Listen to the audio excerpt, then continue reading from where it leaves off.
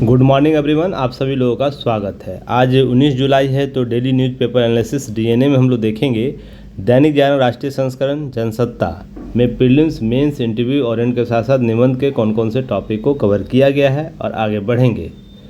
आगे बढ़ते हैं, सबसे पहले डिस्कशन करते हैं किस पॉइंट पर आज हम लोग चर्चा करने वाले हैं। तो देखिए, नशा मुक्त भारत का संकल्प लिया गया है। तो भारत का क्या प्रयास है, इस संदर्भ में हम इसे देखेंगे। उद्देश्य क्या है इसके संदर्भ को देखेंगे। रोकने का कार्यक्रम क्या है, किस रूप से इसे नशा मुक्त भारत किया जा सकता है, उसके कार्यक्रम आउटरीच को देखेंगे। नेक्स्ट टॉपिक देखेंगे, पीएम स्वनिधि और आजीविका मिशन के कार्यक्रम में प्रमुख रहा अव्वल। तो पीएम स्वनिधि क्या है, स्ट्रीट वेंडर क्या होते हैं, होकर क्या होते हैं, आजीविका मिशन क्या होता है, सभी पर हम चर्चा करेंगे। असम में मुस्लिमों को विवाह की अनुमति वाला कानून होगा रद्द।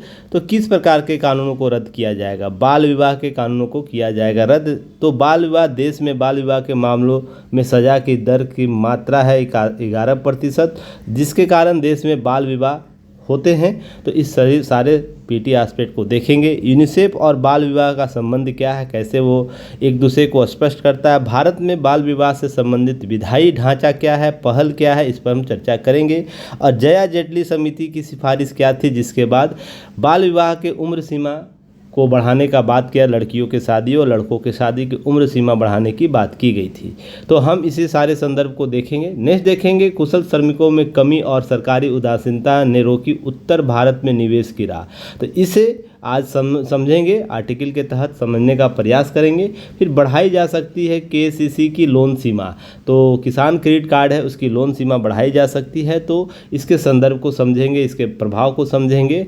मॉरिशस में भारत के पहले विदेश जन औषधि केंद्र का उद्घाटन किया गया है। तो इसके हम एस्पेक्ट समझने का प्रयास करेंगे। रूस में ऊर्जा सहयोग को लेकर भारत पर दबाव डालना अनुचित है, यह रूस के द्वारा कहा जा रहा है।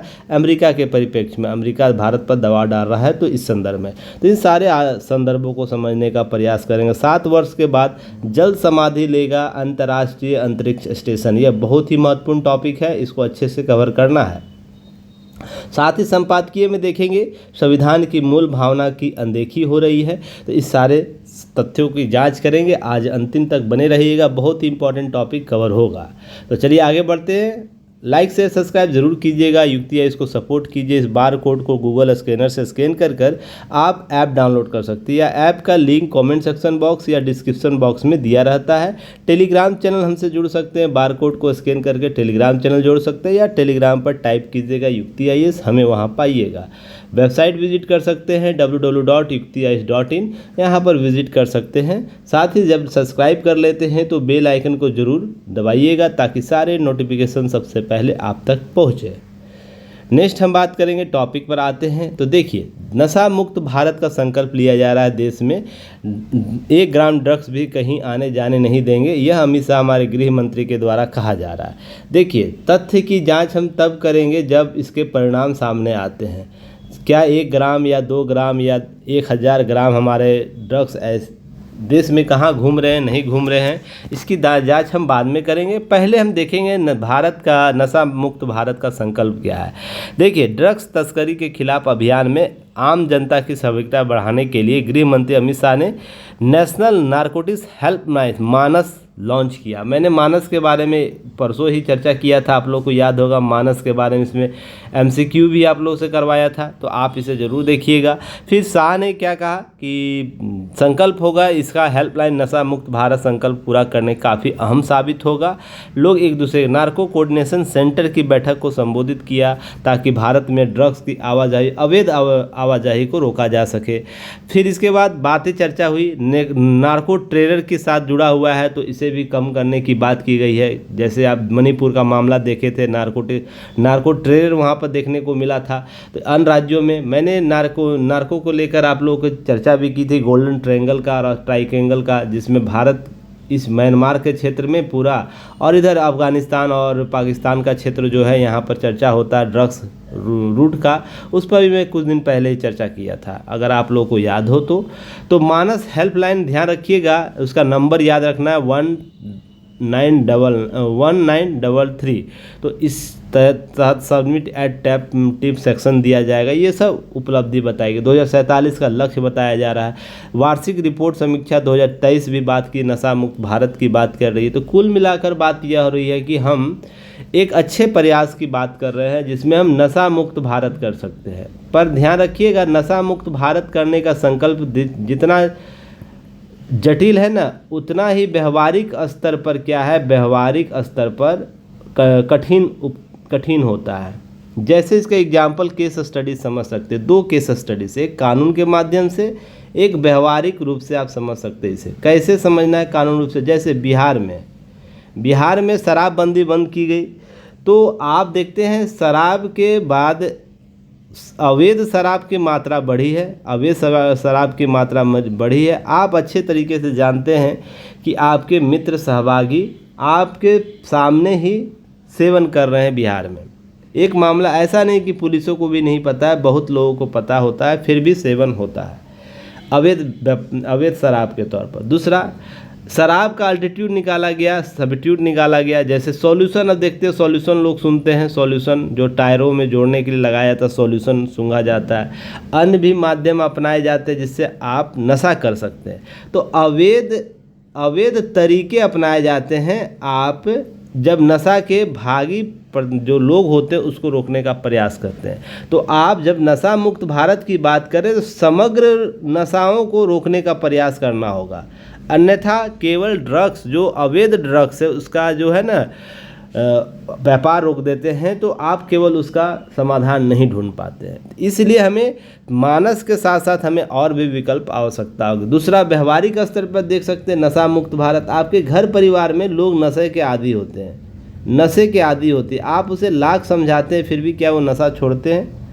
नशा बहुत तरीके का होता है, केवल ड्रग्स का ही नशा नहीं होता, हर चीज़ का नशा लोग करते हैं जिसमें आपको नशा मुक्त करना होगा। हाँ, ड्रग्स के लिए मामले में हम इसके आवाजाही को जरूर रोक सकते हैं, उसके परागमन को रोक सकते हैं, उसके लिए कानून बना सकते हैं, ये सब चीज़ की जा सकती है। तो चलिए आगे हम बात करेंगे कि नशा मुक्त भारत अभियान जो है, इसकी शुरुआत जो है 32 राज्य केंद्र शासित प्रदेशों के 272 जिलों के लिए की गई थी, जिन्हें देश में नशीली दवाओं के उपयोग के मामले में सबसे कमज़ोर माना गया, जहां पर अधिक नशीली पदार्थें आवाजाही होती है। अब नेक्स्ट है कि कमज़ोर जिलों की पहचान व्यापक राष्ट्रीय सर्वेक्षण के निष्कर्षों नारकोटिक्स कंट्रोल ब्यूरो के द्वारा प्रदान किए गए इनपुट के आधार पर किया गया 272 जिले। तो आपसे पूछ सकता है नशा मुक्त भारत अभियान कितने जिलों के लिए शुरुआत की गई थी? 272 जिलों। क्लियर है? अब सामाजिक न्याय अधिकारिता मंत्रालय, तो कमेंट सेक्शन में बताइए गई इनके मंत्री का नाम क्या है। मंत्री और राज्य मंत्री दोनों का नाम बताइएगा क्या है। अब है कि इनके द्वारा, मंत्रालय के द्वारा राष्ट्रीय व्यापक सर्वेक्षण के अनुसार देश में 60 मिलियन से अधिक नशीली दवाओं के उपयोग करता है। सोच के देखिए, 60 मिलियन से अधिक लोग उपयोग करता है किसी न किसी रूप से, जिनमें से बड़ी संख्या उपयोग करता 10 से 17 वर्ष की आयु वर्ग के लोग हैं। जो युवा बनने के कगार पर है वही हमारा देश का भविष्य होगा और वही नशा में मुक्त है, नशा से युक्त है। मुक्त रहता तो बहुत अच्छी बात होती। नशा में लगा हुआ अलग अलग नशे के तरीकों में, कोई ड्रग्स ले रहा है, कोई आपको सुई ले रहा है, कोई क्या करता है, कोई सॉल्यूशन ले रहा है, कोई शराब पी रहा है, कोई और भी नशा कर रहा है, गुटखा खा रहा है, बहुत से तरीके का नशा कर रहा है। तो इसको समझने का प्रयास होगा। उद्देश्य इसके क्या है नशा मुक्त भारत अभियान का? तो ध्यान रखिएगा, आम जनता तक पहुंचाना है, विभिन्न गतिविधियों के माध्यम से मानक द्रव्यों के सेवन के बारे में जागरूकता फैलाना है, साथ ही साथ जागरूकता सृजन कार्यक्रम चलाना है, उच्च शिक्षण संस्थानों, विश्वविद्यालयों, परिसरों में, स्कूलों में ध्यान केंद्रित कराना है, समुदाय तक पहुँच स्थापित करना, आश्रित जनसंख्या तक पहचान बनानी है। ये सब इसका उद्देश्य है। जियो टैग किए गए अस्पतालों और पुनर्वास केंद्रों का परामर्श और उपचार सुविधा को ध्यान में केंद्रित करना था। जियो टैग किया गया है जिससे जोड़ा गया होगा नशा मुक्त भारत अभियान से। जो अस्पताल और पुनर्वास केंद्र जुड़े होंगे उसके साथ हम कोऑर्डिनेट कर पाएंगे। सेवा प्रदाताओं के लिए क्षमता निर्माण कार्यक्रम को गठित करना, ये मुख्य उद्देश्य इसका है। साथ ही साथ कार्यक्रम क्या है, कैसे ये काम करेगा, तो ध्यान रखिएगा नशा मुक्त भारत अभियान के जब भी करेंगे तो सामाजिक न्याय और अधिकारिता मंत्रालय उन संगठनों की सहायता प्रदान करता है जो मादक द्रव्यों के सेवन, क्षमता निर्माण, उपचार, पुनर्वास, निवारक जो है शिक्षा, जागरूकता पैदा करने के लिए काम करता है तथा ये संगठन किस रूप से फैले हुए हैं? नशे के आदि व्यक्तियों के लिए एकीकृत पुनर्वास केंद्र। आप देखते होंगे इस प्रकार के बहुत से केंद्र आपके जिला में बना होगा, आपके राज्यों में बना होगा, जो नशा मुक्ति केंद्र के तौर पर काम करते हैं, जहां नशीली दवाओं पर निर्भर व्यक्तियों को परामर्श और उपचार की सुविधा उपलब्ध कराई जाती है। आपको उसका उपचार के दौरान पूरा ख्याल रखा जाता है और उसको पुनर्वास केंद्र में नशा छुड़ाने का प्रयास किया जाता है। नेक्स्ट है सामुदायिक सहकर्मी नेतृत्व हस्तक्षेप, जिसे CPLI कहते हैं। प्रारंभिक निवारक शिक्षा के लिए युवा स्वयंसेवकों द्वारा जो समर्थित समुदाय के साथ काम करना होता है, अर्थात हम NGO के तौर पर भी इसे देख सकते हैं। विशेष रूप से समुदाय कमजोर किशोरों और युवाओं के लिए कार्य करता है। तो इस प्रकार के संगठन का निर्माण करके पैरेलल काम किया जाता है। नेक्स्ट है आउटरीच और ड्राउन इन सेंटर, जिससे इसमें क्या किया जाता है? नशीली दवाओं पर निर्भर लोगों के लिए उपचार, पुनर्वास सेवा को रेफरल और लिंकेज प्रदान की जाती है, जिसके साथ स्क्रीनिंग किया जाए, मूल्यांकन किया जाए, परामर्श किया जाए, सुविधाओं को प्रदान किया जाए, ताकि जो नशे का लत से भरा पड़ा व्यक्ति है उसका क्या किया जा सके, उसका पुनर्वास कराया जा सकता है। ये कार्यक्रम होता है 3 स्तर पर कार्य किए जाते हैं, जिससे नशा मुक्त भारत किया जा सकता है। नेक्स्ट टॉपिक पर हम आते हैं। देखिए, PM स्वनिधि आजीविका मिशन कार्यक्रम में मध्य प्रदेश अव्वल है। तो यहाँ आंकड़े आए हैं। PM स्वनिधि क्या है? PM स्वनिधि है, PM स्वनिधि जिसमें रेडी और पटरी पर जो लोग बेचते हैं ना, उसके लिए बनाया गया एक योजना था, जिसमें सबसे अच्छा प्रदर्शन करने वाला राज्य चुना गया, जिसपे मध्य प्रदेश को ध्यान रखिएगा। इस नवाचार और उल्लेखनीय तौर तरीके से अपनाने के मामले में पीछे छोड़ दिया। दिल्ली नगर निगम ने लोन देने के मामले 10 लाख से अधिक आबादी वाले महानगरों की श्रेणी सबसे अच्छा प्रदर्शन किया। तो आंकड़े याद रखिएगा, आंकड़े दिए गए हैं, आंकड़े के आधार पर काम कीजिएगा। उसमें से बेंगलुरु, अहमदाबाद को पछाड़ दिया है। 10 लाख से अधिक आबादी वाले शहरों में वाराणसी अव्वल है। तो इस तरीके से आपको याद रखना। राज्य में आपको कौन है? राज्य में आपको मध्य प्रदेश है, MP है। अगर हम नगर निगम में बात करें तो दिल्ली है। अगर 10 लाख से अधिक जनसंख्या वाले नगरों की बात करें, शहरों की बात करें, तो वाराणसी सबसे टॉप पर है। तो इस तरह के आंकड़े याद रखने हैं।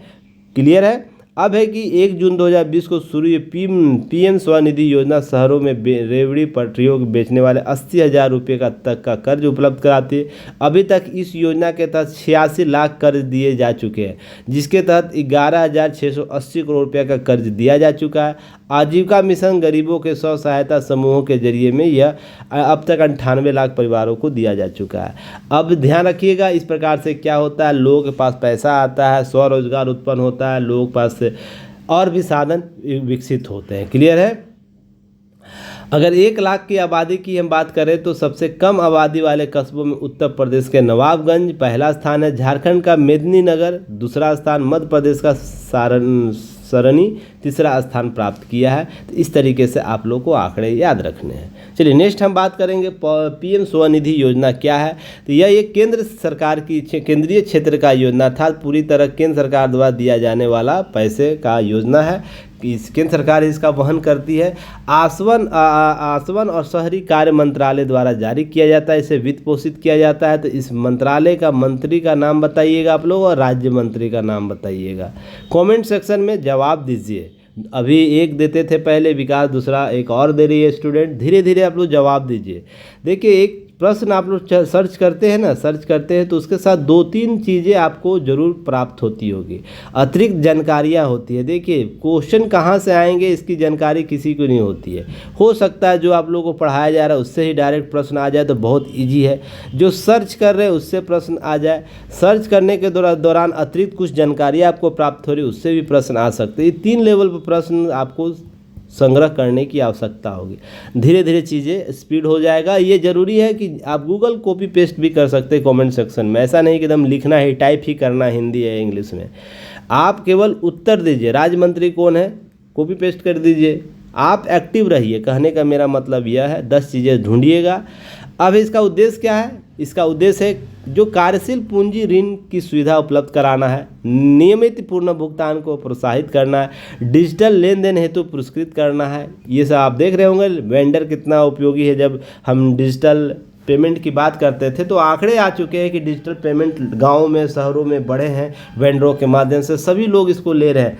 जब G20 का डेलीगेशन आया था तो भारत में बहुत से विदेशी जो प्रतिनिधित्व करता थे अपने देश के, वो आके वेंडर से सामान खरीदे हैं। तो इस तरीके से वर्ल्ड में भी इसके वित्तीय लेन देन का चर्चा हुआ था। तो इसे समझने का प्रयास कीजिए। क्रमशः 10,000 और 20,000 रुपये पहले और दूसरे ऋण के अलावा 50,000 रुपये तक तीसरे सावधि ऋण की सुविधा उपलब्ध कराई जाती है। तो 20 आपको ध्यान रखना, 10, 20, 50,000 तक के इसके कुल 80,000 ऋण दी जाती है। यह ऋण संपार्श्विक या कंट्रोलर के बिना प्रदान किया जाता है। किसी प्रकार का यहाँ गारंटी की आवश्यकता नहीं होती है। केवल आपको क्या देनी होती है, आपका आधार कार्ड और अपना जो जहाँ ठेला लगा रहे उससे संबंधित कुछ जानकारियाँ देनी होती है। अब है कि ऋण कौन संस्था देती है, तो ऋण देती है सूक्ष्म वित्त संस्थाएं देती है, गैर बैंकिंग वित्तीय कंपनियां देती है, स्वयं सहायता समूहों को जमीनी स्तर पर उपस्थित और स्ट्रीट वेंडर सहित शहरी गरीबों के निकटता के कारण अनुमति दी गई है। तो इस तरीके से आपको ऋण एजेंसियाँ इसमें काम करती है। अब स्ट्रीट वेंडर हॉकर का अर्थ क्या होता है, सबसे इम्पॉर्टेंट है, इसे समझने का प्रयास कीजिएगा। तब से PM स्वनिधि में स्ट्रीट वेंडर हॉकर की बात कर रहे हैं ना, तो इसमें ये कौन होता है, इसका अर्थ क्या होगा। अर्थ इसका यह है कि जो व्यक्ति सड़क पर, फुटपाथ पर यदि अस्थायी रूप से निर्मित संरचना से या एक स्थान से दूसरे स्थान पर जाकर दैनिक उपयोग के सामान, वस्तुएं, खाद्य पदार्थ, माल बेचने में जनता का सेवाएं प्रदान करते, उसी को स्ट्रीट वेंडर या हॉकर के रूप में हम जानेंगे। क्लियर है। तो इसे समझने का प्रयास कर। भारत में लगभग 49.48 लाख स्ट्रीट वेंडर की पहचान की गई थी। जब ये 2020 की मैं आंकड़ा दे रहा हूँ, धीरे धीरे बढ़कर आंकड़ा और भी बढ़ा है। अब ध्यान है, उत्तर प्रदेश में सर्वाधिक 8.49 लाख स्ट्रीट वेंडर। इसके बाद मध्य प्रदेश का स्थान आता है, स्ट्रीट वेंडर की संख्या 7.04 लाख है। तो दो बड़े राज्यों में ऐसी स्थितियाँ हैं। दिल्ली में स्ट्रीट वेंडरों की संख्या 72,000 के आसपास है। अब ध्यान रखिए, एक चीज़ याद रखिएगा, सिक्किम में कोई भी स्ट्रीट वेंडर नहीं है। क्लियर है। तो इस चीज़ को ध्यान रखिए। और उसको आपको सिक्किम में शॉप खुला होता है, उसी पर आप बेच सकते हैं सामान, ऐसा वहाँ प्रावधान किया गया है। और यह योजना शहरी क्षेत्रों के वेंडिंग का कार्य करते लगे सभी स्ट्रीट वेंडर के लिए भी उपलब्ध कराया गया है। तो इन सब चीज़ों को ध्यान में रखना आपको है। नहीं, इससे पहले यह योजना 24 मार्च 2020 को, उससे पहले वेंडिंग में लगे सभी स्ट्रीट वेंडर के लिए उपलब्ध कराए गए थे, उपलब्ध थी। ये सब चीज़ें आंकड़े याद रखना। देखिए, आज से प्रश्न क्या किया गया, एक आपको शुरुआत किया गया। डेली एक क्वेश्चन आप लोगों को दिया जाएगा, मेंस का क्वेश्चन दिया जाएगा, और आपको ग्रुप जो दिया गया है ऐप पर जाइएगा, युक्ति IAS का ऐप डाउनलोड कर लीजिएगा। वहाँ पर कम्युनिकेशन ग्रुप है, कम्युनिकेशन ग्रुप एक बना हुआ है। जैसे ही ऐप डाउनलोड कीजिएगा, पुराने स्टूडेंट उसमें जुड़े हुए हैं, जो नए स्टूडेंट की बात हो रहा है, ऐप डाउनलोड कीजिएगा। वहाँ पर एक ऑटोमेटिक कम्युनिकेशन ग्रुप में आप ऐड हो जाते हैं। वहाँ से आपको क्या करना है, उसी में अपना PDF या क्वेश्चन का आंसर लिखकर भेजना है, ताकि वहाँ हम लोग जांच कर सके, आप लोग को भेज सके। प्रश्न है आज का या डेली रहेगा, डेली का क्वेश्चन, और वीकली जो टेस्ट होता है वो अलग से होगा। तो ध्यान रखिएगा। पहला प्रश्न आज ध्यान रखिए, आज का जो प्रश्न है कि क्या लैंगिक असमानता, गरीबी और कुपोषण के दुष्चक्र को महिलाओं के स्वयं सहायता समूहों, सूक्ष्म वित्त, माइक्रो फाइनेंस प्रदान करके जोड़ा जा सकता है। 100 उदाहरण स्पष्ट कीजिए। यह UPSC में प्रश्न पूछा जा चुका है, ऐसा नहीं कि मैं अपने बनावटी बातों को लिख रहा हूँ। यह UPSC में प्रश्न पूछा जा चुका है, जिसमें स्ट्रीट वेंडर की बात होती है, जिसमें हम स्व सहायता समूहों की बात करते हैं, जिसमें हम आजीविका मिशन की बात करते हैं। इसलिए इस क्वेश्चन को आप लोग देने का प्रयास कीजिएगा। शब्द सीमा 200 है, तो जिसमें निष्कर्ष और भूमिका बेहतर अपने तरीके से अपने शब्दों में लिखने का प्रयास कीजिएगा। चलिए आगे बढ़ते हैं। देखिए, YouTube पर इसका वीडियो बिल्कुल फ्री होता है, 1 रुपया भी चार्ज नहीं होता। लेकिन प्रीलिम्स, मेंस, इंटरव्यू, ओरिएंट जो की नोट्स है जो ऐप पर अवेलेबल होता है, उसे प्राप्त करने के लिए प्लस जो वीकली टेस्ट है उसमें भाग लेने के लिए आपको 599 प्लस टैक्स के साथ 612 रुपये आपको पड़ेगा टोटल। आप इससे ज़रूर परचेज़ कर सकते हैं। देखिए, 612 रुपये बहुत बड़ी कीमत नहीं होती है, पर आप इसमें जितना एक्टिव रहिएगा ना, उतना आपका समझ विकसित होगा। यह मैं दावे के साथ बोल सकता हूँ। दावे के साथ। और जितना आंसर राइटिंग कीजिएगा आपके आंसर राइटिंग लिखने का डर भाग जाएगा। मेंस आंसर राइटिंग का आपके पास बहुत से कंटेंट होंगे जो आप उसको लिख पाएंगे। आपके पास बहुत से डायग्राम डायलेमा होंगे जिसके आधार पर एक ही प्रश्न को अलग अलग तरीके से लिख पाएंगे। तो आपको लगातार प्रयास करने की आवश्यकता है। देखिए बहुत ही इंपॉर्टेंट टॉपिक है, इसको रखिएगा अच्छे से। आपको आने वाले समय में मेंस के तौर पर प्रश्न देखने को मिल सकता है। असम में मुस्लिमों को बाल विवाह की अनुमति वाला कानून होगा रद्द। अब देखिए ध्यान रखिएगा, असम ने कैबिनेट ने असम मुस्लिम विवाह एवं तलाक पंजीकरण अधिनियम जो 1935 को रद्द करने वाले विधेयक को मंजूरी प्रदान कर दी गई है। और 23 फरवरी ने कैबिनेट में कानून खत्म करके स्वीकृति प्रदान कर दी गई। और ध्यान रखें, असम निःशस्त्रीकरण विधेयक 2024 को स्वीकृति दी गई है। यह विधेयक जो विधानसभा के आगामी मानसून सत्र में पेश किया जा सकता है, ऐसी बात की जा रही है। अब इसमें मुख्यमंत्री हेमंत बिस्वा शर्मा ने क्या कहा है, हमने बाल विवाह के विरुद्ध अतिरिक्त सुरक्षा उपाय लागू करके अपनी बेटियों और बहनों के लिए न्याय सुनिश्चित करने की दिशा में एक महत्वपूर्ण कदम उठाया। इनका विचारिक रूप है। अब इसके बाद बहुत से बातें चलेंगी। वहाँ पर मुस्लिम संगठन है, क्या करेंगे, इसका विरोध प्रदर्शन करेंगे, अपनी बातों को रखेंगे। तो सभी का समग्र समाधान ढूंढने का प्रयास किया जाएगा। वोटरों को ध्रुवीकरण किया जा सकता है, ये सब मामले आपको देखने को मिलेंगे। बोला जाएगा कि मुस्लिमों के साथ भेदभाव हो रहा है, ऐसी स्थिति होगी। पर उससे कहीं अधिक हमें बाल विवाह के सामाजिक स्थिति को समझना चाहिए, सामाजिक कुरीति को समझना चाहिए। कैसे एक मानवीय विकास को रोकता है, मानवीय विकास को रोकता है, बच्चों के समग्र विकास को रोकता है, उसके सतत विकास को रोकता है। इस तरीके का जो कॉन्सेप्ट है वो कैसे रोकता है। सबसे इम्पॉर्टेंट है लोकतांत्रिक संदर्भ में उनके समग्र विकास की जब हम बात करते हैं उसको प्रभावित करता है, उनके जीवन के अवसरों को रोकता है, जीवन के अवसरों को रोकता है। तो यह कॉन्सेप्ट जो है हम सामाजिक परिवेश में जो देखते हैं वो कहीं ना कहीं हम आगे देखेंगे। चलिए आगे हम देखते हैं इसके संदर्भ में।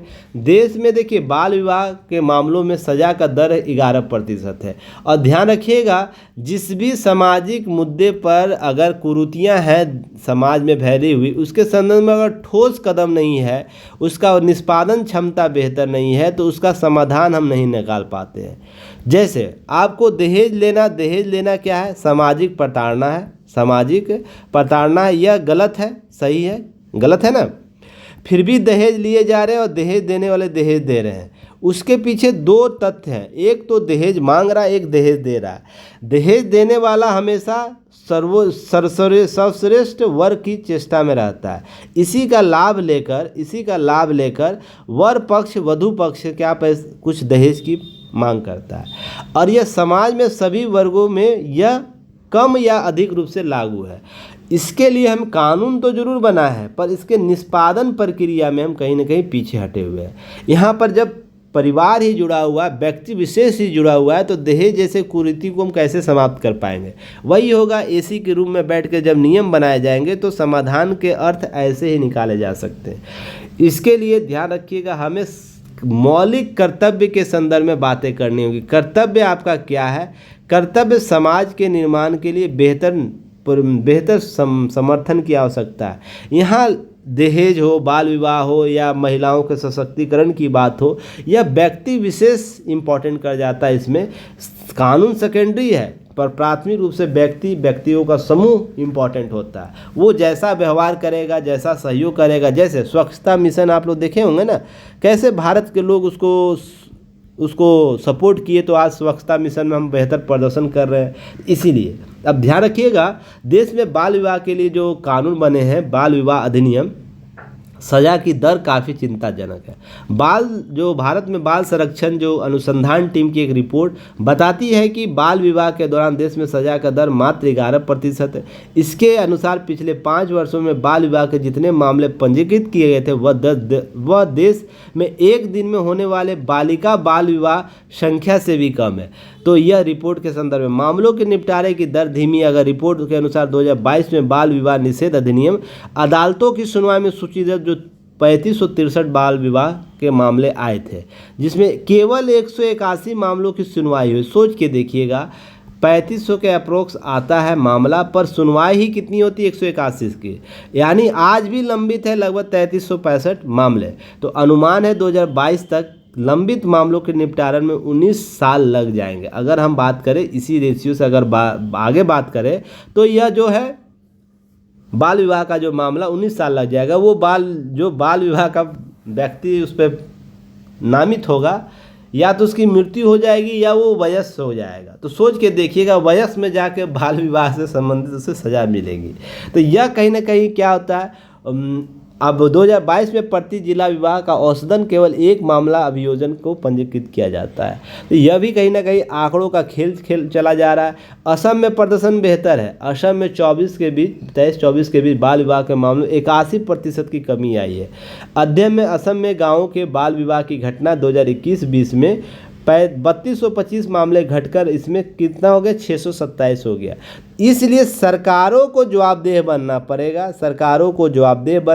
जनता को जवाबदेह बनना पड़ेगा। सरकार त्वरित निष्पादन क्षमता को डेवलप करेगी, तभी इस प्रकार के सामाजिक कुरीतियों को दूर किया जा सकता है। सख्त कानून की ज़रूरत है, साथ ही साथ सख्त कानून की भी बात की जाती है। तो ये सब चीज़ें साथ चलती है। पर यहाँ ध्यान रखिए, कुछ आंकड़ों के साथ हम बात करेंगे। यूनिसेफ बोलता है कि बाल विवाह लड़कियों और लड़कों दोनों के विकास के प्रतिकूल प्रभाव डालती है, कारण मानवाधिकार उल्लंघन के रूप में वर्गीकृत करता है। तो मैंने अभी बताया ना, समग्र विकास की बात होती है तो मानवाधिकार उसमें एक पार्ट के तौर पर देखा जाता है। सतत विकास लक्ष्य 5.3 याद रखना आप लोगों को, जब भी बात ये सब की होगी तो सतत विकास SDG गोल जो बात होती है उसकी चर्चा होगी। सतत विकास 5 उसके सब/3 अर्थात 5.3 में कहा गया कि वर्ष 2030 तक लैंगिक समानता, महिलाओं और लड़कियों के सशक्तिकरण के लक्ष्य के साथ सतत विकास लक्ष्य 5 को प्राप्त करने केवल बाल विवाह उन्मूलन महत्वपूर्ण है। तो सोच के देखिए 2030 तक ये आंकड़े प्राप्त करने हैं। तो हम आंकड़ों के भारत में स्थिति अगर बात करें तो हमें 19 वर्ष लगेगा इस समानता को लाने के लिए। तो यह कहीं ना कहीं हम बहुत कोसों नहीं लाखों कोसों दूर इससे हैं, इस लक्ष्य से। तो यह आंकड़े सुधारने की आवश्यकता है।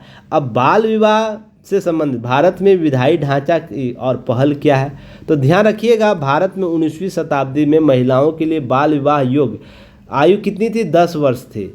1928 में पहली बार बाल विवाह निरोधक के जो होता है निरोधक अधिनियम, जिसे CMRA 1929 कहते हैं या शारदा अधिनियम इसी को कहा जाता है, के माध्यम से लड़कियों की आयु सीमा बढ़ाकर कितनी की गई, न्यूनतम आयु सीमा 10 से 14 कराई गई, लड़कों की उम्र सीमा 18 कराई गई, निर्धारित की गई। तो शारदा एक्ट आप लोगों को याद रखना, हमेशा चर्चा में रहता है। शारदा एक्ट यहीं से शुरुआत हुआ था कि महिलाओं का उम्र सीमा कितनी होनी चाहिए। कमेंट सेक्शन में बताइएगा शारदा कौन थे, उनका जीवनी बताएं, उनका क्या कार्यस्तर रहा था, उनके अलावा क्या क्या काम किया गया। अब 1949 में हम बात करें, लड़कियों के लिए उम्र सीमा बढ़ाकर 15 वर्ष कर दिया गया। 1978 में संशोधित करके लड़कों और लड़कियों की आयु सीमा क्रमशः 18 और 21 कर दिया, जो वर्तमान तक चल रहा है। हालांकि उसके बाद एक कमेटी, जयास कमेटी बनती है, उसके बाद इसकी उम्र सीमा बढ़ाने की बात की जा रही है। अगर वैधानिक ढांचा की बात करें तो 2006 में बाल विवाह निषेध अधिनियम लागू किया जाता है, जिसमें पुरुषों के लिए विवाह की कानून उम्र सीमा 21 वर्ष और महिलाओं के लिए 18 वर्ष कर दिया गया, जो वर्तमान में भी आपको ध्यान रखना है इसमें लागू है। पर ध्यान रखिएगा, जो बाल विवाह निषेध अधिनियम की धारा जो 16 है, राज्य सरकारों को निर्दिष्ट क्षेत्रों के लिए बाल विवाह निषेध अधिकारी नियुक्त करने की बात करता है, CMPO की नियुक्ति की बात करता है। CMPO बाल विवाह को रोकने, अभियोजन के लिए साक्ष्य एकत्र करने, ऐसे विवाहों को बढ़ावा देने, सहायता के खिलाफ प्रदर्शन करने, हानिकारक प्रभाव के बाद जागरूकता फैलाने, ये सब के लिए वो उत्तरदायी होता है, काम करता है। सरकार महिलाओं की उम्र सीमा पुरुषों के बराबर करने के लिए इसे 21 साल करने के लिए बाल विवाह निषेध संशोधन विधेयक 2021 के नाम से विधेयक पेश की थी, जो अभी स्टैंडिंग कमेटी के पास पेंडिंग है। तो जब ये कानून पास हो जाएगा तो दोनों की उम्र सीमा, न्यूनतम उम्र सीमा लड़का लड़कियों के लिए 21 की बातें की गई है। क्लियर है? चलिए आगे हम बात करेंगे, इसके अतिरिक्त कुछ चीज़ों को और देखेंगे। तो इसके अतिरिक्त भारत में बाल विवाह के विभिन्न व्यक्तिगत कानून भी लागू, जैसे विशेष विवाह अधिनियम 1954, हिंदू विवाह अधिनियम 1955, मुस्लिम पर्सनल लॉ शरीयत आवेदन अधिनियम 1937, भारतीय ईसाई अधिनियम 1872, पारसी विवाह तलाक अधिनियम 1936, विदेशी विवाह अधिनियम 1969। तो यह भी कार्य करता है। इसके साथ साथ इन सब चीज़ों को याद रखना। नेक्स्ट हम बात करेंगे कि जया जेटली सिफारिश की गई थी, जया जेटली समिति बनाई गई थी 2020 में। उन्होंने कुछ सिफारिशें की है बच्चों को स्वास्थ्य को देखकर, महिलाओं के स्वास्थ्य को देखकर। उनके द्वारा बोला गया कि आयु सीमा कितनी होनी चाहिए, लड़कियों के लिए आयु सीमा 21 की जाए, जो 18 है उसको बढ़ाकर 21 की जाए। नए कानून में सामाजिक स्वीकृति को प्रोत्साहित करने के लिए विवाह के बढ़ती दर के बारे में बड़े पैमाने की जागरूकता अभियान चलाने की आवश्यकता है, ताकि लोगों में जो भ्रम भ्रांतियाँ फैली हुई है ना जल्दी शादी करने का, उसे दूर किया जाए, बाल विवाह को रोका जा सके। इसके अलावा सरकार लड़कियों के लिए शिक्षा सुविधाओं तक पहुंच बढ़ाने की बात की है। अगर लड़कियां शिक्षित होगी, सशक्त होगी, निर्णय बेहतर ले पाएगी। अब शैक्षणिक संस्थानों में कौशल और व्यावसायिक परीक्षण दिया जा सके, ताकि यौन शिक्षा, इसके अलावा यौन शिक्षा को भी शामिल करने की सिफारिश की जाए। एक मूवी आई थी हाल ही में, मैं उस मूवी का नाम भूल रहा हूँ, जिसमें पंकज तिवारी जी काम किए थे, जिसमें यौन शिक्षा को लेकर बात की गई थी। LLB शायद था, LLB मूवी थी, LLB 3। आप लोग उस मूवी को जरूर देखिएगा, कैसे यौन शिक्षा को लेकर भ्रांतियाँ फैली हुई है, तो उसे जरूर आप लोग देखने का प्रयास कीजिएगा। जिसमें अपने बेटे को कोई फॉर्न वीडियो देख लेता है तो स्कूल में तो उसे निष्कासित कर दिया जाता है। तो उसे पंकज तिवारी जी ने क्या किया, उनको प्रूव किया कि यौन शिक्षा कितना ज़रूरी है, तभी तो बच्चे इसको सीख पाएंगे कैसे इससे दूर रहना है, क्या सही है क्या गलत है। तो इसे जरूर देखिएगा आप लोग। समिति की मानना था कि इन सुझावों को लागू नहीं किया जाता है तो महिलाओं को सशक्त नहीं बनाया जाता है, तब कानून प्रभावी नहीं होगा। अभी मैं क्या बात कर रहा था कि आपको व्यक्ति विशेष और व्यक्ति समूह को क्या करना होगा, मजबूत करना, उनके कर्तव्यों को समझाना होगा, उनको सशक्त करना होगा, तभी चीज़ें स्पष्ट हो पाएंगी, तभी वो धरातल पर लागू हो पाएंगे। चलिए नेक्स्ट टॉपिक देखेंगे। इसी में एक बात ध्यान रखिएगा, उड़ीसा सरकार ने बाल विवाह से निपटने के लिए एक व्यापक रणनीति तैयार की है। इसे केस स्टडी पर आप लोग बता सकते हैं। जब भी बाल विवाह की चर्चा होगी तो उड़ीसा सरकार का ये केस स्टडी जरूर आप लोग दीजिएगा। लड़कियों के स्कूलों में उपस्थित और गांवों में उपस्थिति पर नज़र रखी जाती है। 10 से 19 वर्ष की लड़कियों के लिए अद्विका मंच प्रदान किया जाता, प्रयोग किया जाता है, जिसके माध्यम से उनको यह स्थिति देखी जाए। कमजोर और जनजातीय समूहों के प्रोत्साहन दिया जाता है। उनके सभी गांवों को बाल विवाह मुक्त घोषित करने के लिए दिशा निर्देश मौजूद है। तो यह सरकार के लिए ग्राउंड लेवल पर काम किया जाता है, जिसके आधार पर वहाँ पर चीज़ें बेहतर हुई हैं। चलिए नेक्स्ट टॉपिक देखेंगे। इसी के साथ कुशल श्रमिकों की कमी, सरकारी उदासीनता में रोकी भारत में निवेश की राह। पिछले 3 वर्षों में होने वाला प्रत्यक्ष विदेशी निवेश करोड़ रुपया। महाराष्ट्र सबसे ज़्यादा देख रहे हैं, 5 लाख के आसपास है। कर्नाटका, गुजरात, तमिलनाडु, हरियाणा, उत्तर प्रदेश, राजस्थान, झारखंड। पंजाब में अक्टूबर 2019 से लेकर इस साल मार्च में 8400 करोड़ FDI आया। तो ये आंकड़े आपको ध्यान रखने हैं कि विगत आंकड़े जो हैं राज्यों में कितने FDI प्रत्यक्ष विदेशी निवेश आया है। तो कमेंट सेक्शन में मुझे बताइएगा FDI होता क्या है, FDI के अन्य कौन कौन से रूप हैं। क्लियर है। देखिए, जब भी बात होगी PLI योजना को आप लोग रट जाइए, याद कर जाइए, जैसे हो इसके सारे कॉन्सेप्ट को याद रखिएगा। यह योजना अगले 5 वर्षों तक है ना बहुत चर्चा में रहने वाली है। तो आप इस एग्ज़ाम के वर्ष में ही अपना एग्ज़ाम देंगे, इस वर्षों के दौरान ही, तो आप PLI योजना के सारे कॉन्सेप्ट को याद कर जाइए, रट जाइए, जो भी है चीनी में घोल कर पी जाइए। कोई भी प्रश्न हो, कोई भी कॉन्सेप्ट हो, यहाँ से पूछा जाए, किसी भी तरीके से पूछा जाए, आपसे नहीं छूटना चाहिए। किस प्रकार से PLI योजना मैन्युफैक्चरिंग को काम देगा, बूस्ट करेगा, मैन्युफैक्चरिंग के किस किस पार्ट को यह मजबूत करेगा, अगर मैन्युफैक्चरिंग डेवलपमेंट होता है तो देश में कैसे लाभ होगा, ये सब सारे आंकड़े आपको याद होने चाहिए। ठीक है ना। तो कुशल श्रमिकों की बात होती है तो मैन्युफैक्चरिंग में जो ट्रेंड श्रमिक होते हैं वो कैसे बेहतर कर सकते हैं मैन्युफैक्चरिंग सेक्टर को, तो इसके लिए आपको यह आंकड़े जरूर देखने चाहिए। इसे जरूर पढ़िएगा आप लोग, इसमें कुछ विशेष नहीं है, बस बताया गया इसके लिए कार्य क्या किया जा सकता है। तो कौशल रोजगार को हमको और बेहतर बनाना होगा। तो प्रधानमंत्री कौशल रोजगार कॉन्सेप्ट चल रहा है ना, प्रधानमंत्री कौशल योजना, तो आप उसके बारे में कमेंट सेक्शन में बताइएगा। कब शुरुआत किया गया, कब से यह कार्य कर रहा, अभी तक कितने लाभार्थी इसके हो चुके हैं, राज्यों के द्वारा कौन कौन से चालू किए जाते हैं।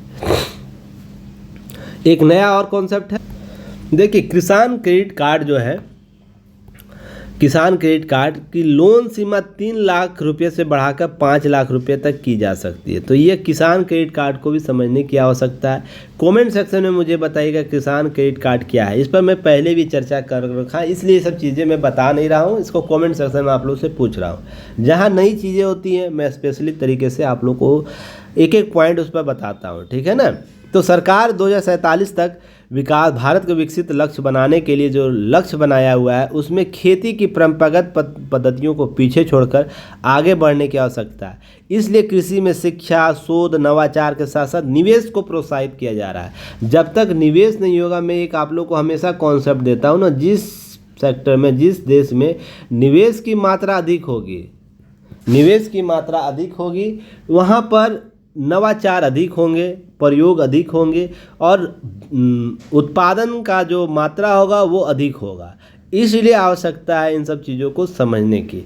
अब ध्यान रखिएगा, बजट में यह सब चीज़ें लागू हो सकती है। फसल बीमा योजना को और भी बेहतर बनाया जा सकता है। तो देखिए 21,933 करोड़ रुपये वित्त वर्ष 2013 से 14 में कृषि क्षेत्र में बजट था।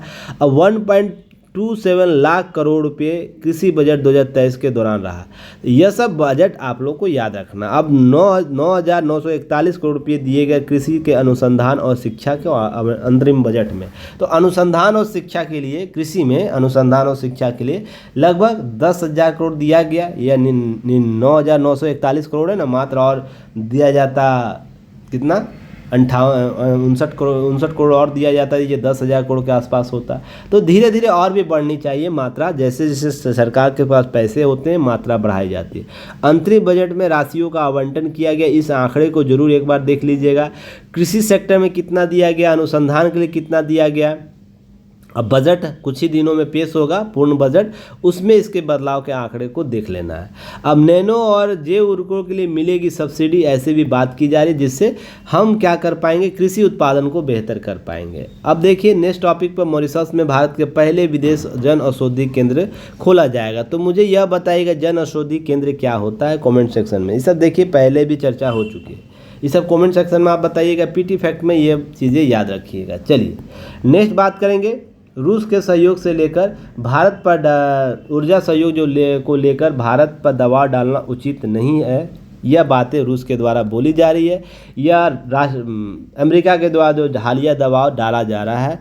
हालिया दौरे हुए थे भारत के रूस के साथ, तो उसमें भी बातें उभर कर सामने आई है। यह सब मामला लगातार उठ रहा है, ठीक है ना। तो इसको ध्यान में रखना है, इसके क्या यथार्थ निकाले जा सकते हैं, आंकड़ों के आधार पर हम देखे जा सकते हैं। देखिए रूस कच्चे तेल के आपूर्ति के मूल्य में $3.92 बिलियन रहा, जो साल दर साल 25% बढ़ रहा है। आंकड़ों से अगर पता चलता है कि क्रमिक रूप से उस देश में कच्चे तेल का आयात पिछले साल नवंबर में, अर्थात नवंबर 2023 में $3.61 बिलियन से बढ़कर 8% बढ़ा है।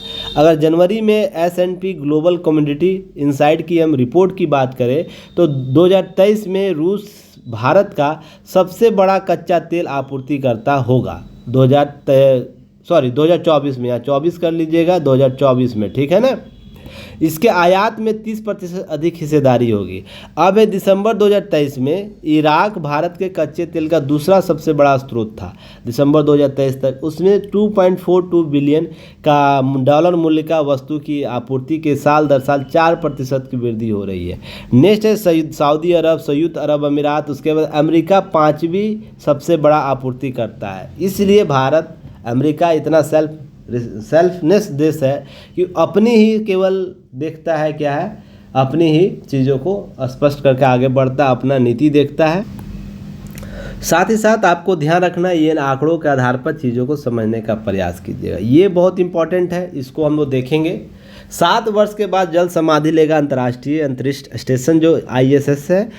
अब क्यों लेगा, बहुत पुराना हो चुका है, बहुत सी चीज़ें खामियां आ चुकी है। अंतरिक्ष स्टेशन 2031 में शुरुआत के नीचे लाया जाएगा, तब इसके पास 32 वर्ष हो चुकी होगी, अर्थात 32 वर्ष से कार्य कर रहा है। अभी हाल ही में कुछ खामियां आ गई थी, ये आप लोगों को पता हो, तभी तो हमारा अंतरिक्ष जो मानव अंतरिक्ष जो गया हुआ है, अंतरिक्ष स्टेशन वहाँ पर फंसा हुआ लोग है। तो ये सब आंकड़े आपको ध्यान रखने हैं। 1998 में इसका पहला पीस लॉन्च किया गया था अमेरिका के द्वारा। रूस और अमेरिका ने 1998 में ये सब चीज़ें की थी। थी। रोबोटिक्स आर्म मुहैया कराए गए थे 2011 में जब नासा शटल रिटायर हुए, तब स्टेशन का फुटबॉल के मैदान का आकार हो गया था, जिसका द्रव्यमान मास लगभग 4,30,000 किलोग्राम हो गया। नासा का अनुमान है यह स्टेशन कम से कम 2030 तक चलेगा।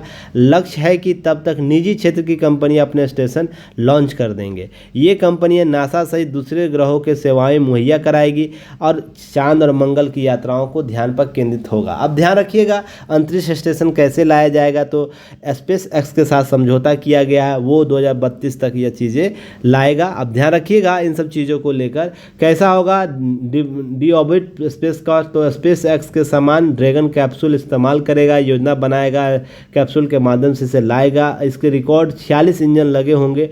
इसमें आपको 16,000 किलोग्राम से अधिक होगा स्पेस वॉक यह काम करेगा। तो ये सब चीज़ें हैं, आंकड़े में आप लोग को दिए गए हैं। अब ध्यान रखना है इसके अतिरिक्त स्टेशन, अंतरिक्ष स्टेशन जो है अंतर्राष्ट्रीय अंतरिक्ष स्टेशन जिसे ISS कहते हैं, पृथ्वी की निचली कक्षा का एक मॉड्यूलर स्पेस स्टेशन है जो कृत्रिम रहने योग्य कृत्रिम उपग्रह है, जहाँ पर लोग इनोवेशन करते हैं, रिसर्च करते हैं। अब मुझे बताइएगा पिछली जो अंतरिक्ष का निचली कक्षा कितने किलोमीटर दूरी पर होता है। बार बार हम लोग का चर्चा करते हैं ऊपरी कक्षा निचली कक्षा।